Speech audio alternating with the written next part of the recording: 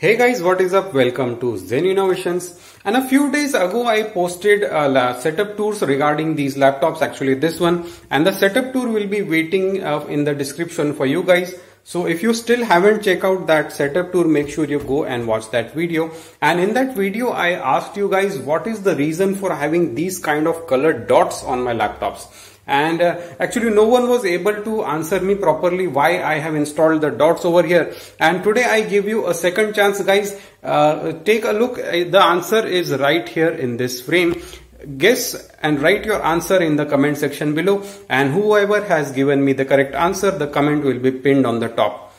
Done? Alright. So guys, the reason to install this kind of colored dots on all of my laptops is actually pretty simple. So these dots simply denote the location of ports which I have on my laptop. And generally guys, if you're someone like me, working on your laptop in a very lazy way, reaching out, and then if you try to plug in your pen drives, so if you have a pen drive over here and you roughly know that, the port is somewhere over here. So what you do is you just try to plug it around like this. And then finally what you have to do is basically you give up and then you spin the whole laptop and then you take a look. Oh well, the port is over here, look. So this is how you have to plug in your devices. But having these dots, now let me do it with one hand. So my one hand has the camera and here is the dot to guide me, and here is how I will simply use the dot to plug in the USB flash drive. It makes things very easy, and basically you know what ports are where, and this is very important if you work on multiple laptops at once, so you don't have to spin around your laptops and pick them up and take a look where the ports are.